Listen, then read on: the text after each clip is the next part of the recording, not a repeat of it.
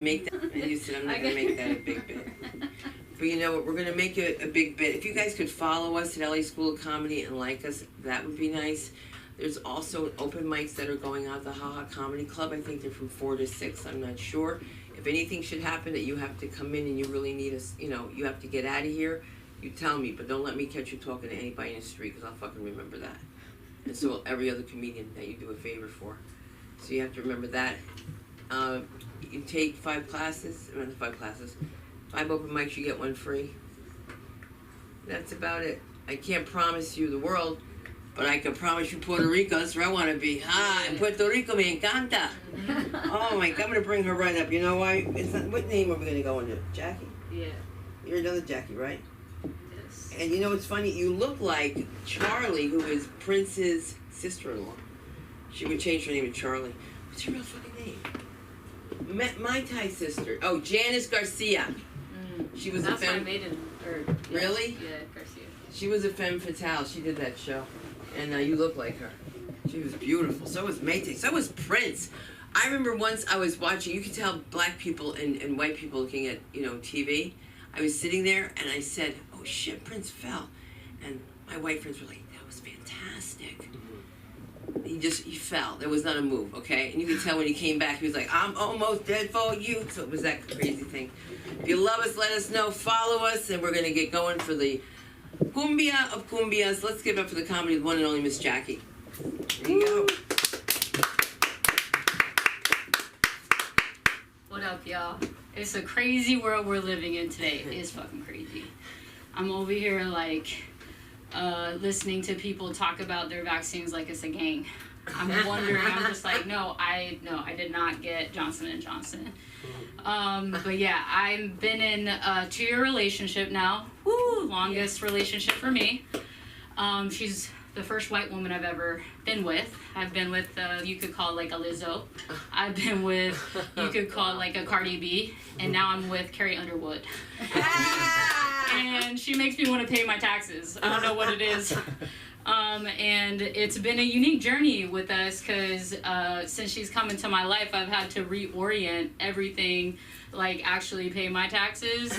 And then I got into this little shabacle when I realized that I had to take care of my car.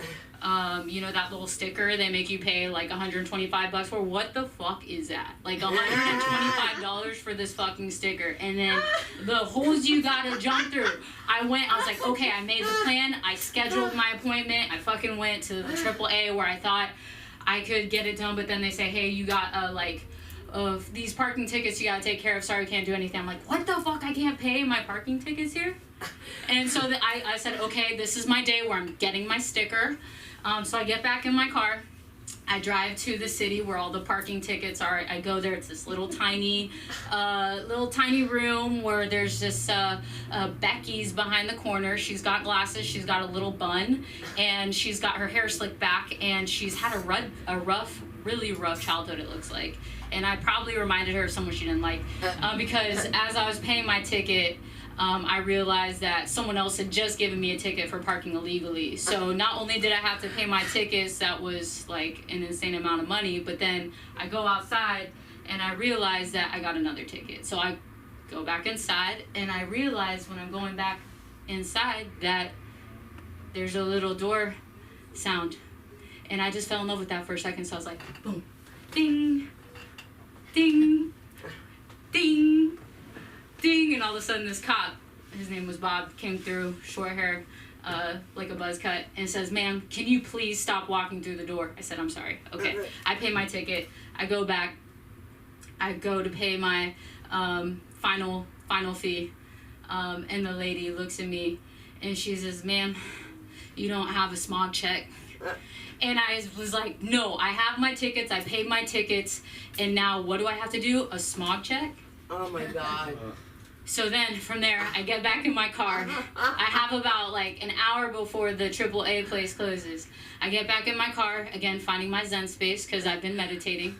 I take a deep breath in. I light my little J-ski. I just take a deep breath. I drive over to the smog place to only realize that they're closed. I quickly go on my phone, find another smog place. Boom, get there. My car smells. Open the door. I'm like, hopefully they don't realize that I've just been smoking weed. Get back in, finally get my smog. Have 30 seconds before I realize that the AAA place is gonna close. The lady that's been servicing me is sitting at the desk. I'm running, and the guy that's sitting there that's managing the line, he's a volunteer, has no kind of authority, tells me, sorry ma'am, we're closed. I go, no. I'm here to get my sticker. I'm here to get my sticker. And he says, no ma'am, we're closed, we're not taking. And I look at the lady, another sister of color, she goes, let her in. I was like, yes. Yeah. I walk in, I gave her my smog, I gave her my receipts. She looked at me like I didn't have my receipts. She realized quickly that one was stuck. She told me I had all my receipts. I felt really good about that. And then finally, I handed her the smog, and she looked at me and said, you got your sticker? And she handed me the sticker, and I took that sticker in the AAA office while everyone was finishing up their business, and I got my fucking sticker. Yes. And that's what I did. I got there, I peeled the sticker off, I knelt down, I gave thanks to Mother Mary, and I placed that on my my little license plate, sealed it with my nail, and gave thanks, got in my car, and found my Zen space again. Wow. And I got my fucking sticker. Yes. Get your fucking sticker. Get your sticker. Never leave home without it. Get your sticker. Now, where could we find you? Huh? Where could we find you? What do you mean? Like, when you close up, where do we find you? Oh. So you can find me on Instagram at Jackie M. Guerra. JACKIEM Guerra. That means war. Watch out. Yeah, GUERRA? Yes.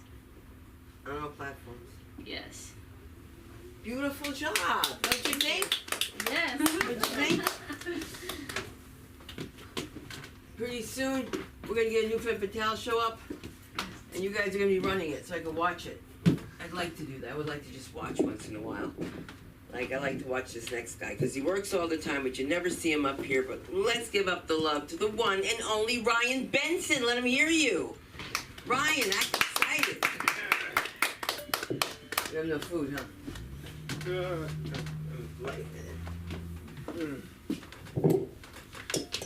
Hello, everybody. My name is Ryan Benson. I kind of do a lot of random stuff around here. Not really paid all the time, or I'll just get paid under the table, you know. You make it work. Comedy, you know. We're all here for comedy, right? We like to laugh. What makes you laugh is really confusing to me, because I've always I laugh at weird things. I mean, the things that I laugh at are more just disgusting, gross things. Like, to me, this is what I find funny, is just, like, going on Grindr and then pretending to be, like, one of my friends who's really straight, and then just, like, it's like reverse catfishing. I get a ton of guys, really gay guys, to come to his place, and I pretend to be him, and I just show a lot of gay guys come to his place, and he just is really confused. That's what I find funny. Most people don't find that funny. Most people find that mean. Let me tell you about a weird story that I've been. You ever been to a trap house? Anyone here? Trap house. They're pretty fun. But the one that I went to was at a little bit of a twist. It was a little yee, a little down under in the South. As much as I can remember it, it started off when I was 16 years old, and I was my mom didn't know I left out with my friend at a hotel. We were just young kids trying to find weed. We didn't know it, and right when we left, we immediately saw these disgusting prostitutes that were like 80 years old. Not the first, like a weird thing to see when you're 16 years old. You want to avoid that, but that's a great first thing in this town, great first impression. So I'm glad. We're trying to get some tobacco and stuff, you know, young boys living on the edge, can't even get tobacco because of the IDS. So we'd attempted to talk to the prostitutes to get some, but then we didn't. Luckily, we didn't do that. My friend walked up to a drug deal for some reason, because, you know, what else are you going to do in this small town?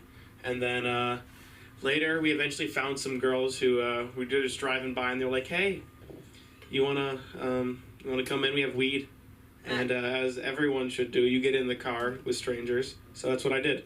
So then we go even more in the middle of the nowhere, into the woods. Take in mind that my mom is sound asleep at the hotels. Like, we're gonna get up in a couple hours to go hit the road. So now we're in the middle of nowhere at a trailer park that is very, very much not where I should be right now. Once we get in there, we just kind of like start rolling a blunt. We see a mule, not a drug mule, a literal mule, just chilling. They have a pet mule. So, yeah, that's kind of like the vibe we're going for. Like, it's something you wouldn't really expect. But it was a great time. Eventually, I got so high, we were watching Storage Wars. And that's what my life became, just Storage Wars and a disgusting place filled with country people. Not much of like jokes here. There's just more of me telling a story that I like to tell. Eventually, once we got out there, like 4 a.m, we went back to the gas station where we met because, you know, it all comes, it's full circle. You got to come back to the beginning. And once we got there, we were waiting in the car for our Swishers. The girl was old enough to buy us some Swishers. We saw this racist guy. Well, we assume he's racist. He's a lot of ists in him. But he went over and he said, "You fucking F-word" to some of the random people at the Come and Go we're at. It's Come and Go because, you know, a lot of more coming than going here. So, back to the point. I mean, he yells that to him. And we're like, this random... The teens, they chill there because what else do you do here in this random place? You go to the Come and Go. So he just yells that to him, and it's really confusing because we don't know. Like, we're like, why do you do that? This old guy's in his pickup truck with his fat son at like 4 a.m. here. So I don't know. I feel like everyone's kind of at fault here for not being the best people. So that happens. We're confused, and right as we leave, one of the girls that we're with yells that back to him. So. I was having a great time till then. I was like, you know, high as fuck, not worrying about anything. And then then I see that and I'm like, okay, why'd you do that? You just kind of like ruined the whole vibe. So I'm scared to death. I immediately was like, okay, it's going to die. I'm with my friend and we're just like screwed to death. Like, I remember all reality set in that I am in the middle of nowhere with like 3 different random people with like my phone about dead, like just high as fucking like a state now where it's like you can get like 10 years in jail for just having weed at that point there down in like Tennessee. So I kind of kicked in that I might die. Now we're gonna get, and the guy's now chasing us in his pickup truck. So we were like running. I was like, why'd you do that? And I was just freaking out, and it didn't go good. But luckily, the one thing that you do there is you go to the suburbs. That's the safest place. You know, you got to get out and hide because you know the country folk. They know the country. They don't know the burbs. So we eventually, as I'm like kind of having a mini heart attack. We survive, and like then we slowly go back to the hotel where my mom is still sleeping, and then we had about 3 hours to go to bed before we hit the road again. So all I did was shower, put a lot of eye drops in, and watch more Storage Wars. I mean, yeah, that was kind of like I started to figure it out towards the end of what's funny. So I'm a person. When you look at me, you know, you probably think a lot of things, you know. Attractive, funny, and autistic, right? Well, I mean, yeah, I know. I have been recently diagnosed with Asperger's, so it has been a struggle, but I know it makes a lot of sense. I mean, I've never, like, dated someone. I kind of read social cues really wrong, and I cut things off. So it's just, like, to me, it gives me a lot of excuses. Now I can say retarded whenever I want, at least. I mean, that helps for comedy. I can kind of use that whenever. But it's like, I'm not like that bad. I'm not like autistic. Like, you know, I can function. It's like, I can get by. But I do need a bit of a helping hand from time to time. When it comes to that, like, relationships are just so confusing to me because, like, I've just grown up being like, sex equals relationship. Which, I mean, a lot of people do, especially in this time and age. But it's like, it makes it so hard to kind of like just meet someone, but I've gotten really good at sex, so that's good.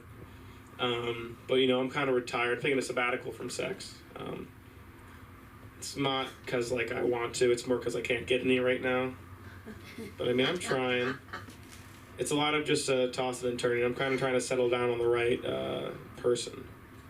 It is confusing because like when you've never been in a relationship, you just kind of like guess your way through, and you don't really. And since I'm a very experimental person, I don't know if I'm gay or whatever, or not gay or straight or whatever. A lot of sexualities or things. So I'm just kind of feeling my way out. Don't know what I want, but I don't know. In general, comedy comes to a place to me as a weird thing. I'm originally an actor and stuff. I kind of like to study theater and kind of go crazy. And stand-up comedy is just a complete opposite thing where I'm on stage and I got to be myself and make people laugh and tell jokes. So that's fun. But you want to know what I want to talk about now? Is this thing called a cum tree. You guys heard of the cum trees? There's a lot of cum trees around here. This is not a joke. This is a real kind of tree. It probably has a weird name, like, I don't know, like, yeah, I don't know, some weird evergreen semen tree, but it's pretty much just like tree that smells like cum, you know. You probably all here smelled cum. I can guarantee it. I don't need to. Even if you haven't, you're either like a lesbian or you're lying at this point if you haven't had cum. But it smells like that. So it's very common around the school grounds, you know. That's what most common LA kids, they were like, oh yeah, that's the cum tree. That's what they smell in fresh bloom. And it's around here. And you might wonder what exactly like it kind of does, but it's pretty obvious. You know, it smells like cum.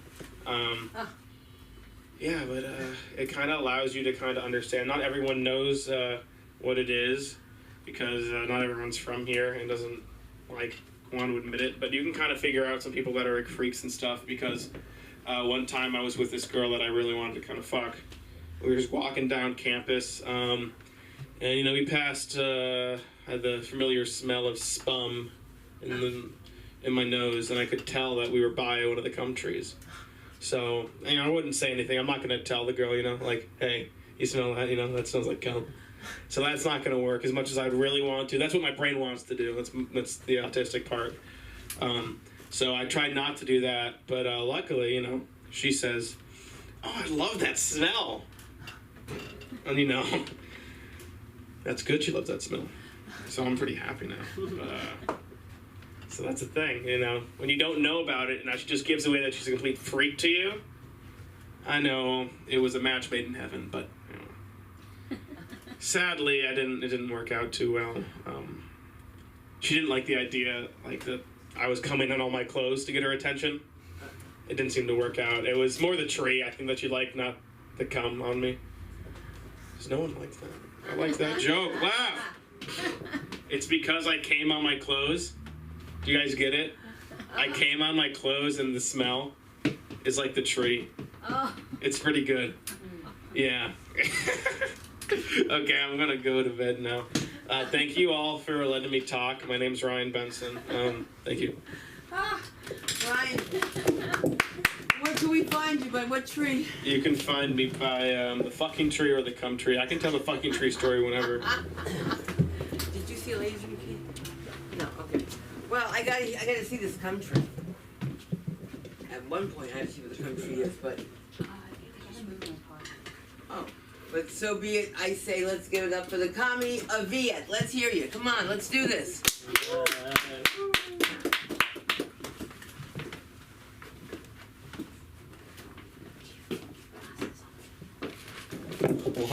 What up?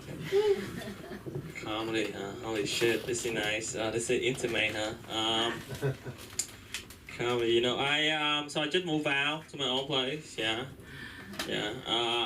My plan is was to move to LA, you know, but she didn't work out, so I have to go with my plan B. So I moved to LB, Long Beach, you know. Technically still LA, you know, county though. I'm glad I don't have to go with my plan C, you know. I don't want to move to my car, you know. Yeah, Long Beach is nice, you know. Long Beach is nice. It's an upgrade to me, you know, because I'm from Vietnam. I moved here to Garden Grove. And now I moved to Long Beach. You know what I mean? I mean, I moved from the jungle to the garden, now to the beach. You know, next I'm gonna move to Beverly Hills, you know, 'cause it's up the hills. And it's nice, you know. I live. My friends say I'm cool now because I live in the the Crip neighborhood. Yeah, he told me, Vid, you cool now, cause you got street credit. I'm like, okay, what? I don't need street credit, man. I need real credit, you know, like the bank credit, you know. I want to buy a house, you know. What can I do with street credit, man? No, but it's cool because my neighbor are blacks, so that's the first time. I feel really connected. Okay, I'll leave it. Really connected, you know. I'm trying to adapt to my my new neighborhood, you know, because I listen to a lot of pop music, you know, Harry Styles, you know, Justin Bieber, a lot of that, but I cannot driving down on the street and blasting Justin Bieber, you know, that people not think I'm gonna be tough. So that's now I only listen to music made by criminal, you know, like real bad people, you know. So I listen to R. Kelly, you know, and Michael Jackson, because they really bad, right? They bad people, right? Okay. Nice, you get it, nice. That's nice. So I find out there's a holiday in the U.S. called Take Your Kid to Work Day, right? I think that's really good for kids. You know, I wish my mom could take me to her work just for one time when I was a kid, because she took me there every day.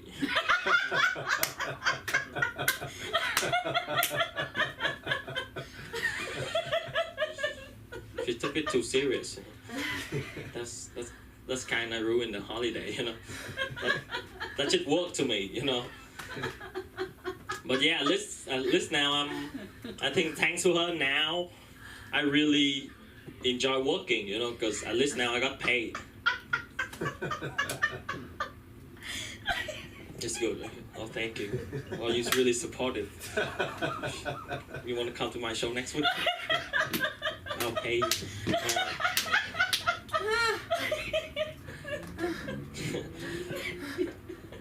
You know, I grew up in Vietnam. And looking back, I noticed that I grew up with a lot of gay people. I was born in a prison. Okay. Okay, that's something. So I'm California sober. Yeah, California sober. I don't do any like no addictive substance, you know. So I don't no alcohols, no drugs, you know. But I do a lot of I consume a lot of avocados. So you think you put avocado on everything? I put avocados on everything. Okay, I put avocado on my face and on my cars. Okay, you know, I low-key jealous with kids nowadays, because I feel like parents these days are really supportive of their kid, you know. Because growing up, my mom would not even let me cutting my hair, you know.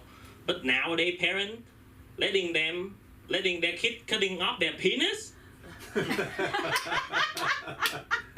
That progress.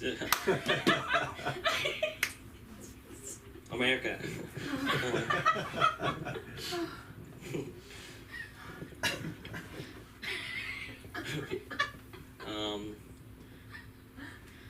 You know, so I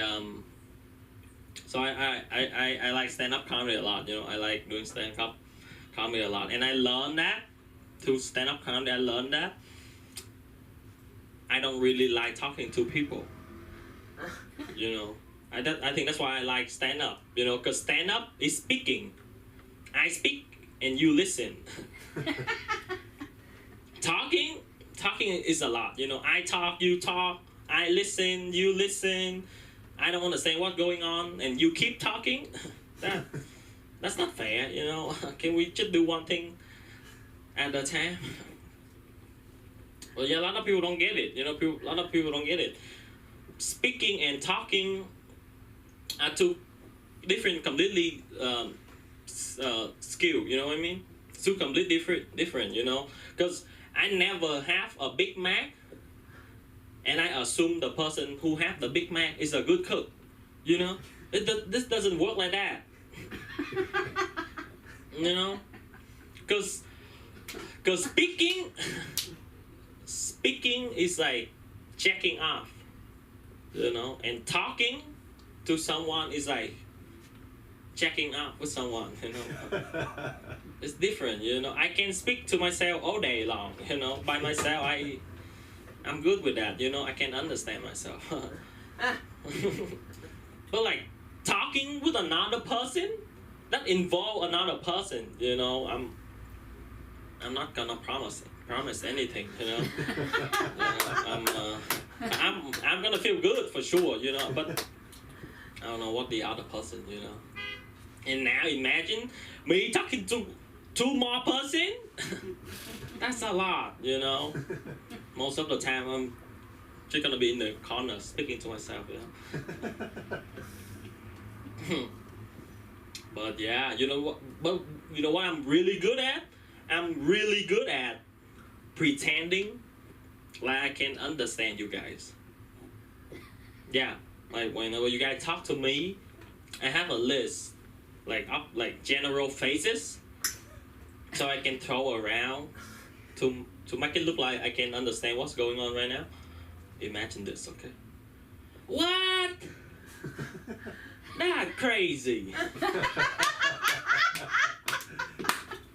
Oh my Buddha.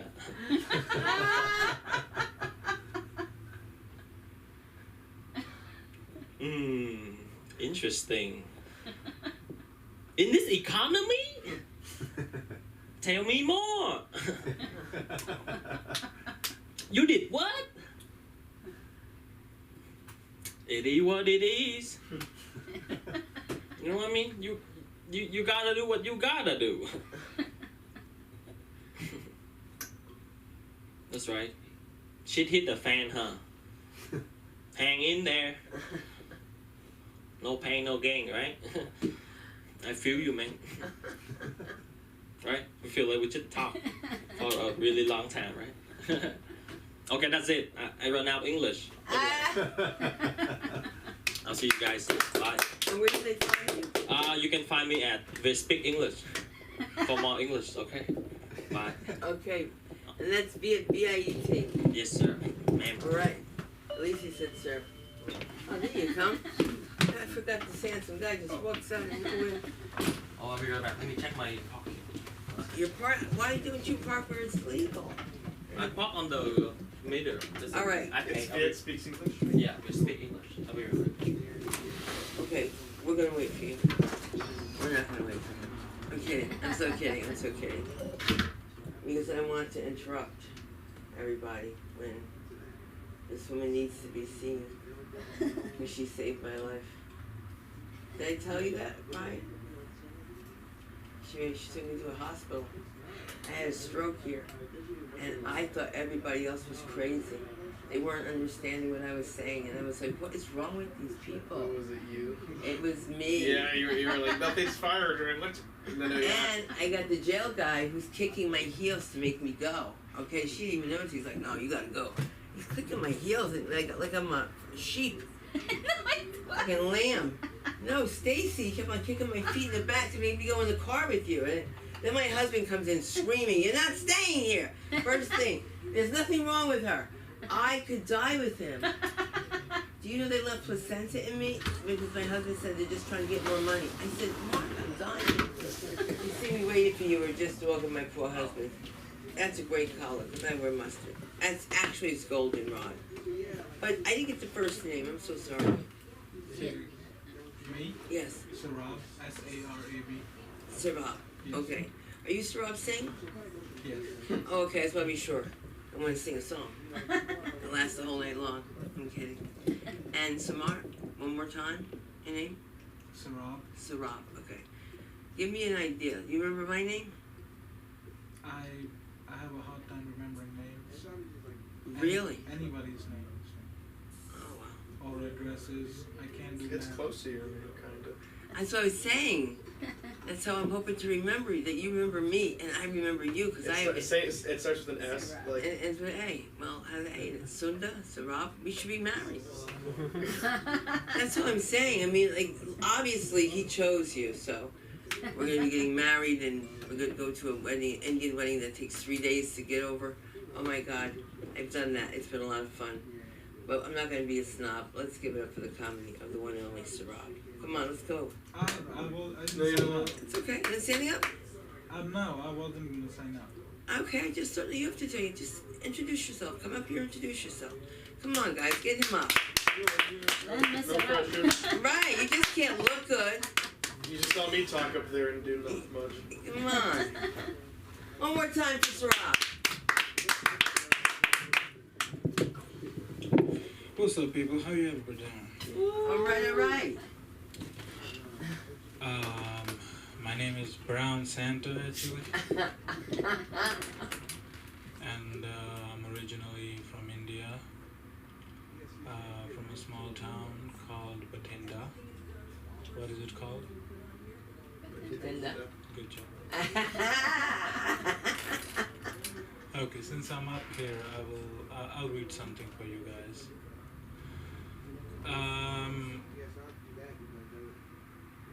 This is a letter that I was. This is a letter I.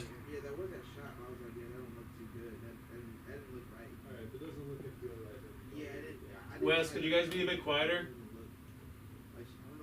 Wes. Okay.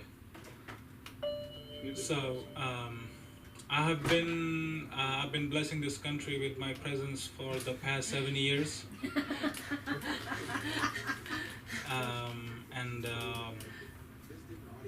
This is a letter that I wrote to a lady to whom I was supposed to deliver 3 pizzas. That's how it goes. First off, I'm not the kind of guy who would take something that doesn't belong to me. There was no apartment number mentioned in the information provided to me by the delivery app, so I wouldn't have known which door to knock on, even if the old fella who came out of the building would have let me in, and being a responsible citizen, he didn't. I waited outside your building for 15 minutes and called your numbers for about 5 times and left you 3 messages, but I got no answer. So I decided to leave as I was trying to make the maximum number of deliveries possible on New Year's Eve, because tips are better on special days. I had 3 boxes of pizzas with me, which were cold by then. I had no intention to not deliver your food, I swear. I don't even like Medici. Medici pizzas are too healthy to be delicious. So I bought some garlic sauce to modify it with my taste buds. Very unfortunate for you, it was a vegetarian pizza and I wouldn't even have looked at it if it wasn't. Long story short, I ended up eating the entire pizza. If it makes you feel any better, out of 3 pizzas, I gave 2 away to 2 different homeless guys. One of them even offered me a blowjob in return. The favor I respectfully declined. The look of rejection on his face made me sad. The other homeless guy I gave the pizza to asked me if I knew M. Night Shyamalan.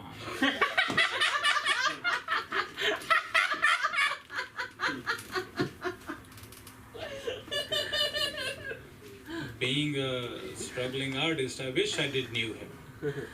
So I told him we are actually cousins.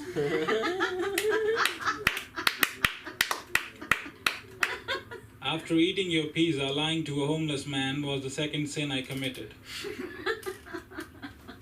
His surprised face told me that he bought it.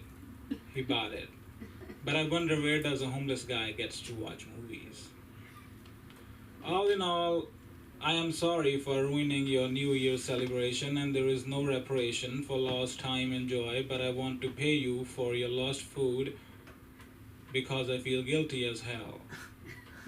If you are watching this video, please contact me at iBrownSanta on my Instagram. I apologize again. Yours faithfully, Brown Santa. Beautiful. Beautiful. Say Brown Center? Brown Santa. Brown Santa. Like Santa Claus. Yes, ma'am. Oh my God. we You have got to the come down. beard. You got the beard? That's a good one, man. Did you have fun? Yeah. A little bit? Yeah, a A little bit. Now you get ready for some laughs, because let me tell you something. The harder they laugh, the funnier they are. And this girl is not embarrassed by far. And she is here. Don't run to your car, and give it up to the comedy of Jackie. Let her hear you. Big shots with stage now, right? Okay, too much pressure. Okay, so I grew up with a dad who likes to make me laugh, you know. And for the most part, well, by the way, my name is Jackie. My nickname is Apple. And I guess you can find me on Apple Eyes, but I don't really have the Instagram for it. So, anyhow, I'm an accidental woman. For the large part because my dad was hoping he'd had a son. So I was gonna be Robert Wayne or Richard Wayne. And you know, as it turned out, anybody named Wayne? Wayne? A lot of guys named Wayne apparently end up in jail. Because of John Wayne. It's about guns and obviously like the dads are probably the same as my dad. So growing up apparently like as a baby I was so big, so they nicknamed me Buddha. But I came out of my mother's stomach ripping it, you know, like Zorro. So it's like, I don't know if I'm named Jackie for Jack the Ripper. But my dad didn't want me to have a bad name. But it was too late. They called me Little Hitler in the nursery. So then another person called me Buddha.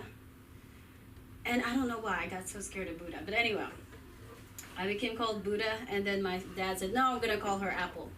But of course, that is after the big disappointment of finding out I didn't have a twin brother. Oh.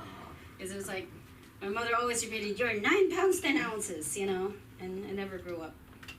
So anyway, when I saw the movie Lilo and Stitch, that freaked me out. Because that was like me as a child, you know, with you ain't nothing but a hound dog. So my dad was into Elvis Presley, I was into Elvis Presley, but as it turns out, like, you know, I wasn't gonna be a boy. He wanted to be in Hollywood. So I'm an accidental comedian. Because it really should have been my dad here, you know? And all you get is me. So I don't know what it is that every single day my dad tries to make us laugh. Other than probably because he probably want to kill us, but he couldn't have the heart to do it. He didn't believe in spanking, and it was really bad because I really kept pushing it. But I figured I like him enough, like, you know, I should, you know, I'm gonna, you know, stop my dad from being angry. So I told my dad, Dad, by the way, I'm gonna be your best son, your best daughter. My dad was like perked up, you know. And I noticed he started bringing me boy toys. Yeah, not boy toys, not guys, okay. But trains and all this, trains, cars, and it's like, the next thing you know, he brought me a shorts. And I started freaking out because I think he started to take this seriously. But anyhow, unlike most girls, or maybe some girls, okay, I never really felt like I'm walking around, oh, I'm like a girl, you know, like feeling bad for myself or whatever, which is what my sister does to herself and her kids. I pretty much just thought I'm me, you know, because my dad raised me almost like a boy, you know. He was doing carpentry, I was doing carpentry. He made cement, I made cement. He did cabinetry, I was doing cabinetry. After a while, I'm so sick and tired of acting like a boy. I was like, forget this, I'm putting lipstick on, and look at my sister, all she does is sit around there and read a book, you know? And I noticed it kind of followed me, because it's like, like if I hang out with a bunch of girls, I'm the one opening the door for them. I open the door for them. I offer to drive them where they live, and you know, all these things. And I was like, but you know, obviously, you know, you gotta face to the tune that you're not necessarily a boy. And now I think like, well, you know, like there's nothing more privileged than being a girl actually, because the pressure is a lot less. I mean, nobody's gonna look at me and expect me to, like, if my car breaks down and I'm stuck out there, nobody's expecting me to change my wheel or do anything like that. No one's expecting me to carry anything, which is great. You know, thank God I'm not a boy. So anyway, my dad always had, like, you know, I don't know, like he would come up with a song, and I realized my dad, you know, made my mom fall in love with him because he can sing, you know. And when I was a kid, you know, like, let's say he's good in psychology, so let's say say something like you're screaming, or you know, say something I'm like afraid of roaches. Ah. like really hard. I'm afraid of roaches. Ah. My dad would say, "Oh, look at that, Erminia. She's gonna be a singer." Like, that's how my dad works, you know. And it's like, if you're looking at a thing, like, he would kind of read your mind. And I realized he can read mine largely. How much time do I have? Largely because he can read minds largely because he's dyslexic. He has to pull it any other way. No wonder he can read forwards and backwards. You know, it's like there's nothing more special than being dyslexic, you know, and being funny. He has to be funny in order to get a job, okay? And then I found out that my dad, who is the dyslexic one, is the one that paid for everybody's college education. And largely because, you know, when the dad was like in a, you know, hospital, my dad took over the job, you know, and he just made them laugh, you know, so they figured, okay, he'll make a good manager here or something. But that dyslexia was real, because my dad would, like, you know, way before there was, you know, people would do like voice memo. My dad would, you know, record his tape and tell us what he wanted to tell us. And so he made himself really comical that way. And I didn't know that wasn't normal.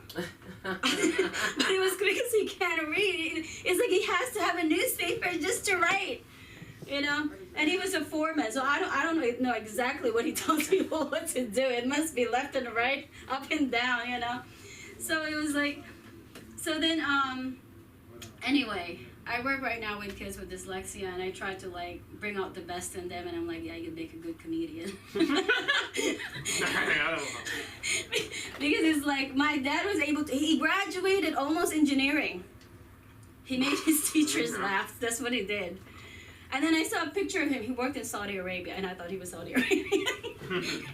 And he would have a picture where he had, like, instead of, like, looking like an employee, he was in the opposite direction, acting like he was the boss.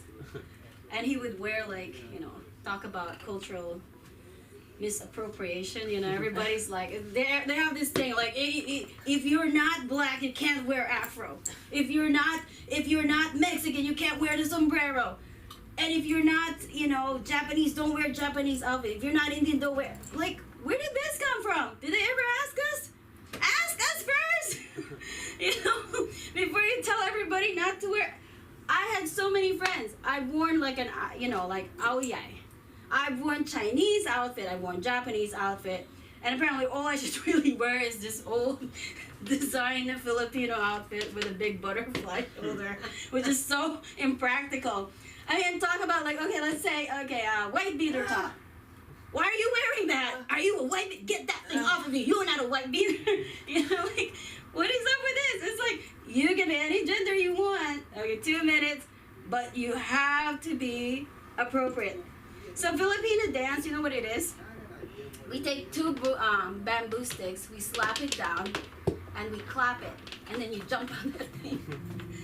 So imagine if they say no hip hop for anybody unless you're black. You know, all we've got is this thing that claps on the ground and smacks our feet. That's the only thing we can have. Because, you know, it's, and, you know, okay, I understand they're doing the whole thing about fashion, right? Oh God. I went to a fashion runway. These men are literally dressed up like a piece of trash. And this is cool, you know. And then another one came out like with branches on his face, and I'm like, God. I'm not a man, but I'm offended. This is not right, you know.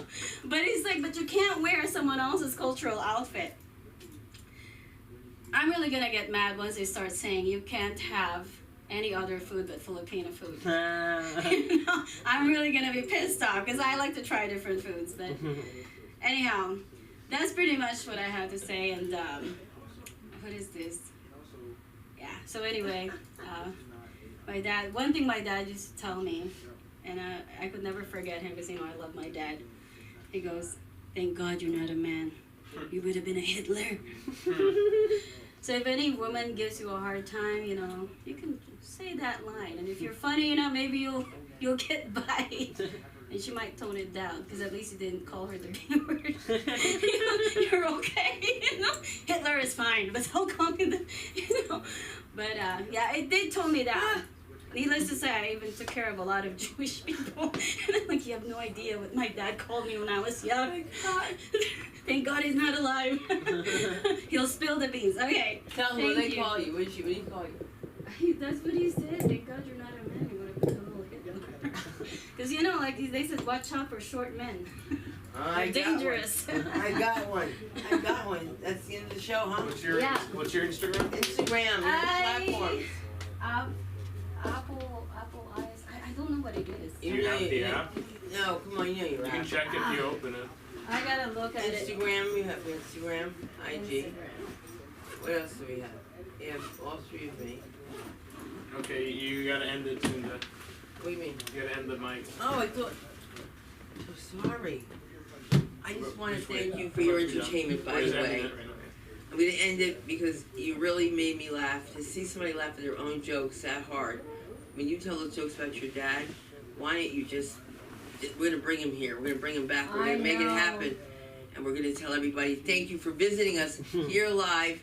You're funny too, man. Definitely funny. It is funny. Really, you guys are all great. He has the I'm most so glad. serious face and it's got that punch. Is that what it is? That's a serious face? Oh. Actually, my dad used to. The funniest thing about him, he doesn't laugh. I'm not good. This is like I laugh before anything else, but he would just make a face. Like that? Yeah. Like this one? Yeah. But my dad also had bulging eyes like that, so he would just move them and you'd laugh because It's funny his how I hate are funny. eyes. But you know what? If people tell you your eyes are funny, they probably are. So make sure you come back to the page, to the stage, and everybody have a great night. Thank you so much, Ryan, for doing this for us. And if you want to tape for Ryan, you got to get it yourself. Oh, it's hers.